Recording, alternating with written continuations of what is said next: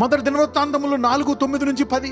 ఎబ్బేజు తన సహోదరుల కంటే ఘనము పొందిన వాడై ఉండెను. వేదన పడి ఇతని కంటినని అతని తల్లి అతనికి ఎబ్బేజు అని పేరు పెట్టెను. వేదన అని పేరు పెట్టేసింది అంట. నా బతుకంతా కష్టాలే కాబట్టి వీడి పేరు కష్టం అని పెట్టేసింది. తర్వాత ఆయన ఘనమైన వాడైపోయాడు ఎబ్బేజు. చూడండి, ఎబ్బేజు ఇశ్రాయేలుల దేవుని గూర్చి మొర్రబెట్టి, నీవు నన్ను నిశ్చయముగా ఆశీర్వదించి నా సరిహద్దుని విశాలపరచి నీ చెయ్యి నాకు తోడుగా ఉండ దయచేసి నాకు కీడు రాకుండా దానిలో నుండి నన్ను తప్పించుము అని ప్రార్థింపగా దేవుడు అతడు మనవి చేసిన దానిని అతనికి దయచేసెను. He changed his life. ఆ ఇరుకు ద్వారములోంచి యవ్వన కాలమందే తెలుసుకొని సరళం చేసుకున్నాడు. నా ఫాదర్ ఇంతే, నా మదర్ ఇంతే, నా తాత ఇంతే, నా బతికింతే. మర్చుకో యవ్వనుడా. Bless your parents, change the course. నేను ఆర్ఫన్, నేను అలాగా, మా ఆయన ఇలాగా, అదిలాగా, ఇదిలాగా. Come on. ఎబ్బేజు ప్రార్థించాడు. జాబేజ్ said, Lord, no, I'm not going to accept this sorrow.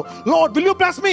అయ్యా, నన్ను ఆశీర్వదించి విశాలపరుస్తావా? దేవుడు yes, గనుడైపోయాడు. మీలో అనేకులు గనులుగా మారుదురుగాక.